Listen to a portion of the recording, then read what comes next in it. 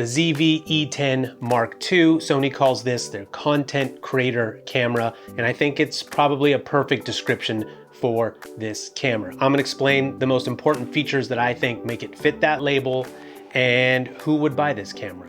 It sits right in between the first version of this camera, the Mark I, and the A6700. So if you're looking for an upgrade from an older camera and or your budget is something underneath the A6700, is this the right choice for you? All right, let me start off by saying I absolutely love this camera. I don't review every camera that comes out. I was very excited when I saw this camera for multiple reasons, which I'm gonna go into. But because I saw this camera, I was very excited. I reached out to B&H. They sent it out to me for review. Thank you, B&H. And B&H didn't have any say in the making of this video. They don't even get to see it first. In fact, I'm quite certain they don't care what I say, because the beauty of getting it from a large store like B&H is they have every competing camera. So if I don't like this one or you don't like this one, there's another model for you at B&H. This is the kit model with the kit lens. And for the body only, it's about $1,000 US, but for only about $100 more, if you get the kit, you get this new lens to the Sony line. And it's been great. Most of the shots you'll see in this video are shot with this exact setup. So what are the features that make this a content creator's camera? First off, and it depends on what lens you're using, of course, but when we're talking about the body only, it's all about the size of the camera. You can see here it fits in the literal palm of my hand, and it's got a bigger grip than the Mark I. And again, depending on the lens you put it on, but it's still very compact and lightweight. It is an all plastic body, and it is not weather sealed, unlike something above it like the A6700, but it still feels incredibly sturdy. It's very well made, feels like a quality piece of gear, and I'm not concerned with taking it on the road with me. Inside the camera, this has the same 26 megapixel sensor and upgraded processor that you can find in the Sony FX30, which, what is important about that here, that is in their Pro line of cameras. This results in the ability to record 422 10-bit color space and 4K 60 frames a second, up from 1080p 60 frames a second in the Mark I. These updates mean that the ZV-E10 Mark II go from the ability to reproduce more than 16 million colors to now over 1 billion colors. And where this makes a difference is not in the playback, because most computers or TVs are going to play back at 8-bit, but the difference is what you get in the editing process. You get more ability to edit the color and contrast before losing quality, and in addition to an increased dynamic range, which is the ability to record the scenes that have a bigger difference between the highlights and the shadows, the upgraded processor helps with even better autofocus, and something I'm always interested in, better or great low light performance. It's one of the main reasons I switched to Sony from Canon. Try some skee ball in the dark, ISO 2500. So all the convenience and portability of a small lightweight camera with the pro level features built in. Essentially, you can buy this and out of the box, it's very user friendly, but it's gonna grow with you as a creator. If you get into S-Log and color grading, slow motion, all of those things, you're not limited, and for a much better price than if you were gonna buy into the Sony Pro level line. There is a big caveat that comes with these increased specs that's worth mentioning. File size and compatibility with your computer, as well as the effects that can have on the camera itself. For me, working with the 10-bit footage has been much more difficult than working in my 8-bit workflow when it comes to editing this video. Obviously, these files take up more space, so you'll have less available time to record on your SD card, but you'll also have much larger files to store on your computer or an external hard drive. And while editing the footage, you're likely to have to take the initial file and change it into a proxy file so that it plays back smoothly on your computer. And while recording at 4K 10-bit, the ZV-E10 Mark II is likely to overheat both while recording and or live streaming. I personally didn't experience the overheating problem that some have had with the camera, but it's definitely an issue with the camera when pushed to its max. These shots that I took while out miniature golfing were done in the middle of the day. It was 95 degrees. The camera was definitely hot to the touch, but it did not overheat. This is likely because I was taking footage in just clips where I was just shooting a few seconds for each one of these shots. However, a lot of the time I did just leave the camera on, and like I said, it got very hot to the touch, but I did not either get the overheat warning nor did it overheat. But it is an issue. Another huge upgrade for me is the battery. So it's got a little bigger grip, so it's not quite as compact as the Mark I. Fits my hand better personally, especially since this is the primary way I carry my camera when I'm walking around, and my fingers are usually only wrapped onto the grip. But that bigger grip means bigger battery, longer run times. This is absolutely huge. Battery life is one of the main things as a creator you'll probably run into as a frustration, as a problem.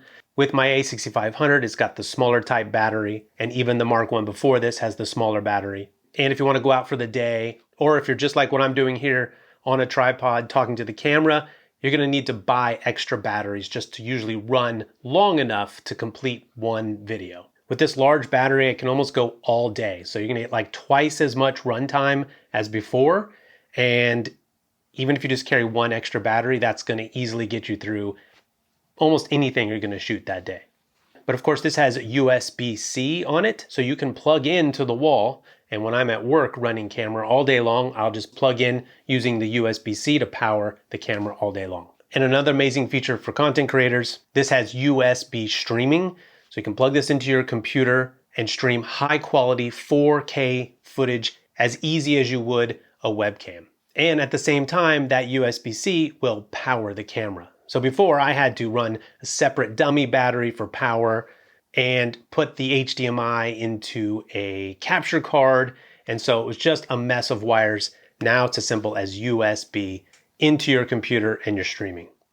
In fact, it can also hook up to Wi-Fi and stream off of that. So that's pretty incredible. I didn't try that, but that's pretty cool for the few of you who might need that.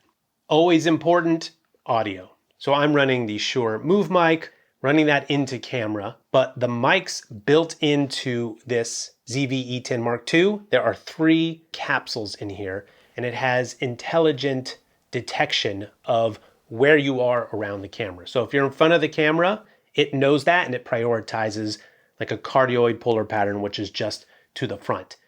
Then if you walk around and you're in the back of the camera, it knows you're behind and it will activate the backside mic and pick you up there. So there's plenty of situations where I'm out being a solo shooter. I'm behind the mic, I want to ask a question, and the person in front of me is going to answer. And it's going to be able to intelligently know that and adjust. But because auto settings are not always the best, you can also choose. Do you want the front mic? Do you want the back mic? Do you want all the mics, or do you want it to intelligently know where you're at? So very cool upgrade. And in fact, you're hearing this mic here. Let's go outside, do a few tests to compare a lav mic at an arm's length distance, which is typically vlogging or sitting in front of a camera. We'll compare that to the mic that's built in, and I'm quite surprised. I think you can get away with using the mics that are in this camera for a vlogging situation or any situation where you're not too far away from the camera. Check it out. All right, this is the built-in microphone. It is the front-facing direction microphone. Okay, same distance away. Now I have a lav mic, the Shure Move mic. I did a full review, you can check that out. But this is what it sounds like when you have a microphone that is attached to you. So I think the big difference between this setup and having like a lav mic on you is that a lav mic will probably have less background noise, whereas this might pick up more of the background. And before with this on, I had noise reduction on. This is noise reduction off, so I'll be quiet. You hear the background. But I think it's probably more than acceptable at this length to something like a lav mic, which is crazy to say. Of course, when it comes to creators, we're often doing this by ourselves. Flip screens are very important. Sony has had many iterations of the flip screen, and so this flip screen is my favorite style. It is the earliest type that I had back on Canon, so I'm very happy to be using this flip screen again on Sony. But added to that is a huge, maybe the biggest upgrade to me when I sit here and record this and think about it. It's a touchscreen, full touchscreen, which I didn't think mattered too much before. Sony was touch only for focus, and I got by fine with that. But I would not want to go back without it because One of the hardest things to do when you're in front of the camera is change the settings. Now with the touchscreen, I can swipe through the different functions and then I can change the settings that I need to without having to reach around the camera, which I typically would have to do. So I'd be filming myself, then I'd have to reach up and make the changes without seeing the buttons. So that is not convenient. So touchscreen menu, huge. And if you're trying to figure out how to get the menu out of the way while you're actually filming and need to see yourself, you can just swipe the menu away. Very cool. And included in all of that, the menu rotates with the orientation of the camera. So if you're shooting vertical video, if you don't shoot vertical video, this won't matter much for you. But for those of you who do, when you rotate the camera to record vertical video, not only will it record in that orientation, the menu will flip with it, so you don't have to look over to the side to try to tell what menu item you're pressing. The menu rotates with the orientation of the camera. Very cool. There's another new feature which we've seen creators work around this for so long, and this is another one that makes it such a content creator friendly camera. Product showcase mode is definitely cool and one of those features. You probably see a lot of creators sit in front of their camera and they put their hand up and then show you the product so that the camera will focus. What they're really doing is hiding their face. Because face detection, and because it's so good, oftentimes, like mine right now is doing eye detection, it really works hard to make sure when something is here, your face is in focus. So it's prioritizing my face, which is great most of the time. But when you want to show something to the camera, you got to wait. See, I'm waiting for it to figure out that it's the primary thing in front of the camera is the camera right now. I'm trying to hide my face, but you'll see people put their hand up, it blocks their face, and then it takes the item that you're holding and puts it in focus. With Product Showcase, you can simply press a button or just have the setting on all the time. And when you put the item up in front of the camera, it instantly knows that's what you want in focus. And then when you take it down, it goes back to your face. This is very cool. No more hands up in front of your face. Very handy for creators. Another creator-friendly feature, they put the SD card on the side.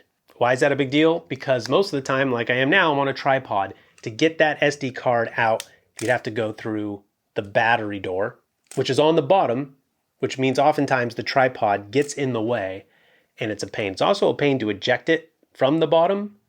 So having it on the side, I can't tell you how many times, do a test shot, take it back to the computer, put the card back in. So that is very helpful. Also important to note, if you want to run the highest quality on this camera, as I mentioned, it's pro level. It's got the best codecs inside of it. You do need a very particular, of course, more expensive card to run that. You need to get one of these V90 cards.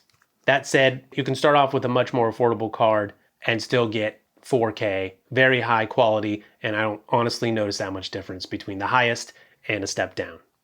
Interesting in this camera is a soft skin feature. This is something that I think older Sonys did. You didn't have much control over it.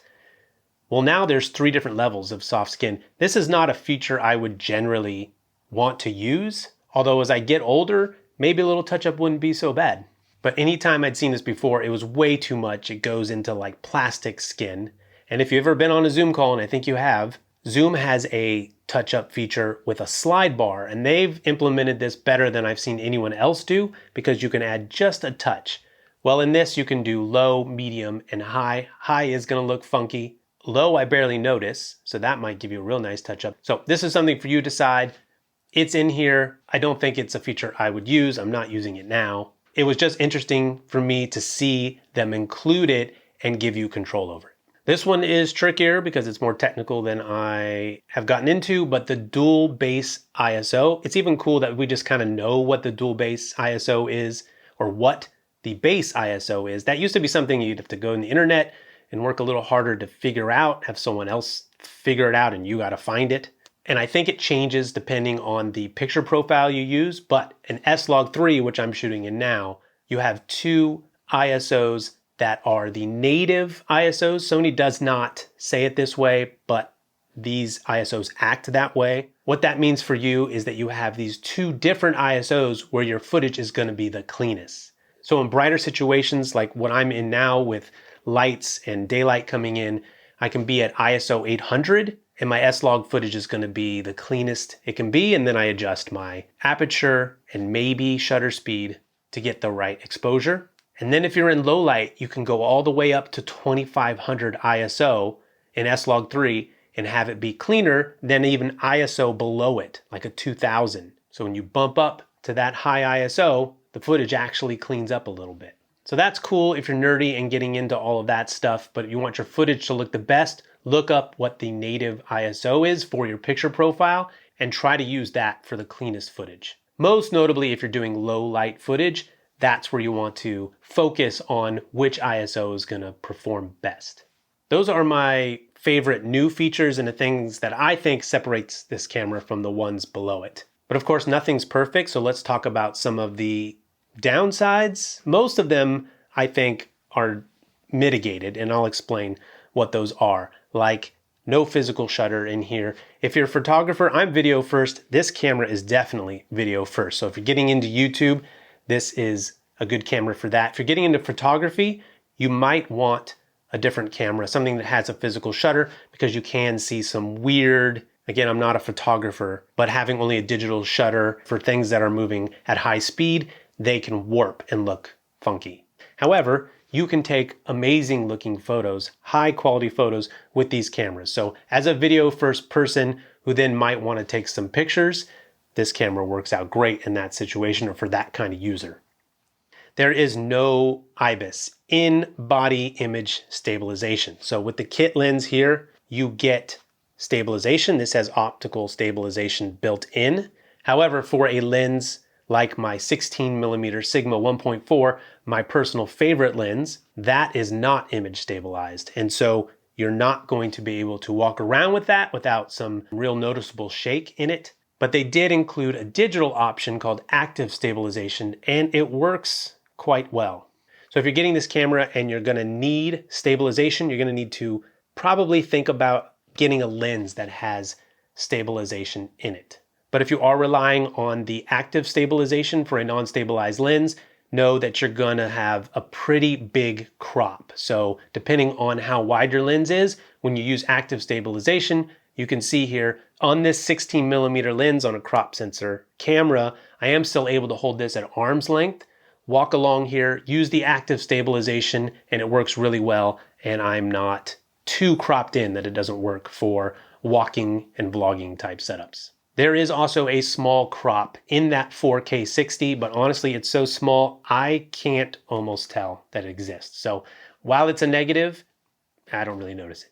This camera also has Cinevlog, so as I alluded to, you can take this out of the box and start using it with presets built into the camera that look good. And one of these bakes in a whole bunch of looks, and it's called Cinevlog, and it puts the bars to sort of give it that cinema aspect ratio. It's so baked in, it's not something I'm gonna use, but if it's something you want, the main feature is that you can get an image while recording out of the camera and don't have to do all the color correction and color grading in post-production. It's more ready to go out of the camera. However, the Cinevlog, while it's cool that it's a push of a button and you can set up all these different looks, I wish you had the option to remove those bars. That's it, but you can set up picture profiles that are pretty much the same thing, and you don't have to go into Cinevlog and use that mode. So you can still get an image out of here that's ready to go as soon as you're done recording it.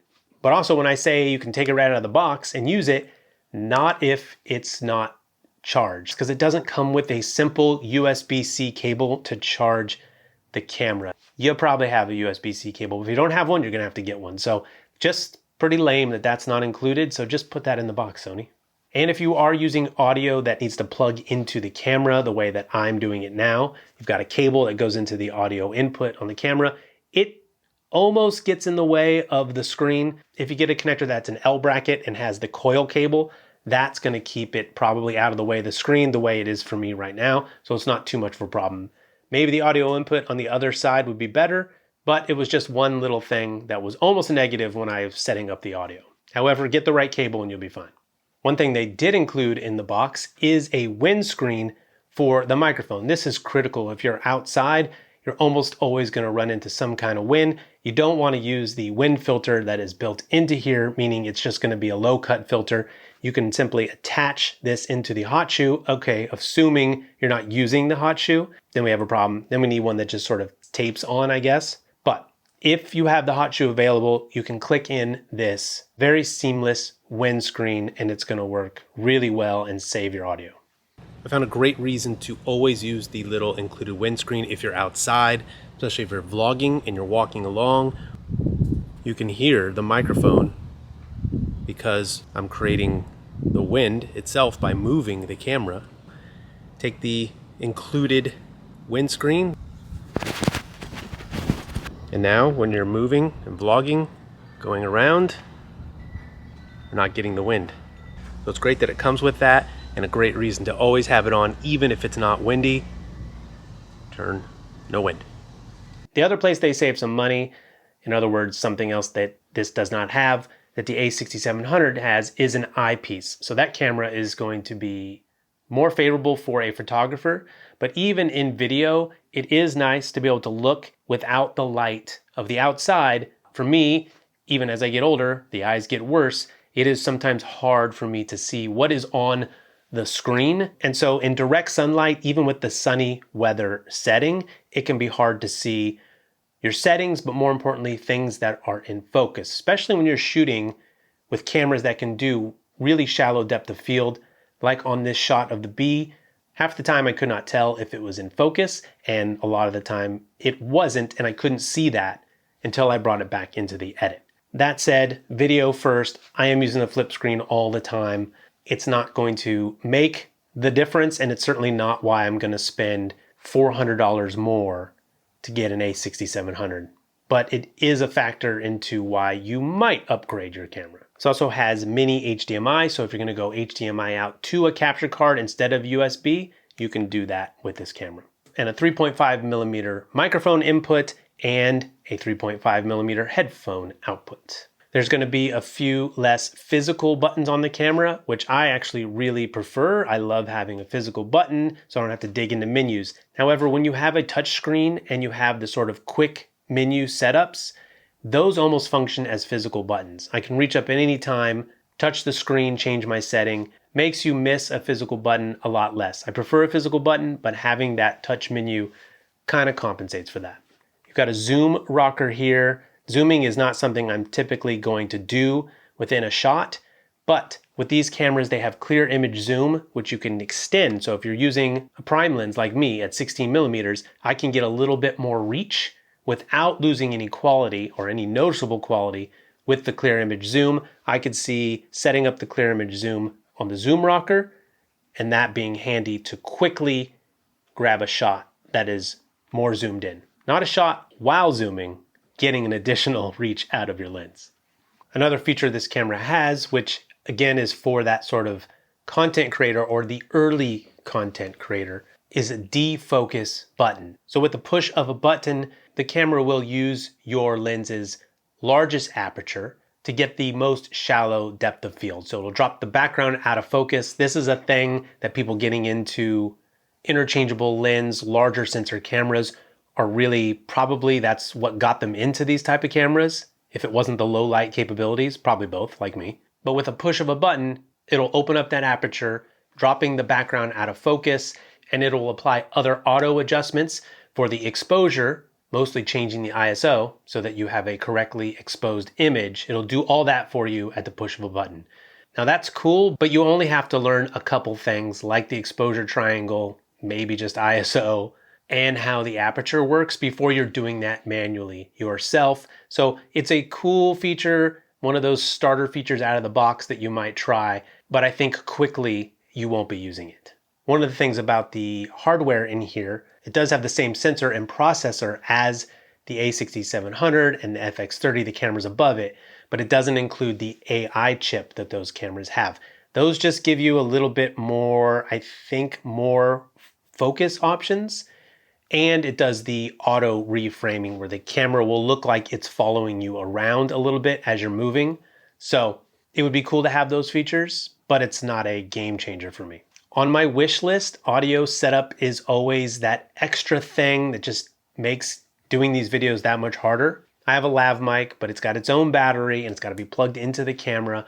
I can't wait until one day when you have the lav mic, which in this case I'm using Bluetooth to go to the unit. I want Sony to build that capability for the Bluetooth into the camera, and then I only need the lav mic. But then it would connect directly to the camera and I'd have a lot less to worry about for audio. That's not something I heard of coming, that's just a wish list feature. So really, again, who is this camera for? It's for a content creator. That's someone probably getting into making YouTube videos or social videos. Because of that vertical functionality, it is made to shoot vertical as well as typical YouTube horizontal style video. So if you're getting into YouTube, I think this is a fantastic camera. If your budget is $300 more than the Mark I, the extra features that you get in the ZV E10 Mark II, which is the pro level codec with 4K 60 frames a second, that larger battery, which is huge for me, the touch screen and menu, again, the rotating menu for vertical video, the improved onboard microphone, which I think would be mostly for someone who's doing vlogging. If you're sitting in front of the camera, I would do a dedicated microphone setup, either a shotgun microphone or a lav mic like I'm doing. And that product showcase mode where you hold the item to the lens and it shows it. If you're a product reviewer, a makeup blogger, really if you're showing anything but yourself to the camera, that is extremely helpful. So if you can spend a little bit more, to me, those features make it worth the $300 upgrade from the Mark I. But if you don't need those features, you're gonna get amazing looking video out of the Mark I. You can save some money and go there. If you're like me and kind of want all the features with no limitations, but still very compact, the A6700 is probably the camera I'm gonna buy. It's this or the A6700. So getting that in-body image stabilization for lenses that don't have the stabilization is really cool for me. I do like having the eyepiece just to have it there, but again, not much of a deal breaker for me. It's just a bonus. Having 4K 120 frames, as someone who does shoot slow motion, that's an added feature that works for me, making it worth the upgrade. And the weather sealing is just peace of mind. It's gonna perform better when I take it outside and vlog or do reviews or whatever it is doing outside, traveling. But you'd have to go up $400, and that is if you don't have any lenses. I have a collection of lenses already, so I just would be replacing the body. So for me, I'd probably upgrade to the A6700. But if you're just getting started, get the kit because this lens is more if you buy it by itself, and you're at like 1100 US and you're ready to go. Filming insanely good looking professional quality video while using it as a webcam to stream, while using it as a vertical camera, getting into S-Log and LUTs and color grading, you're not limited. It's an all-around stellar camera. I really enjoyed it. Thanks again, B&H, for sending it out. If you have any questions, put those in the comments and I will answer them as soon as possible. See you next time.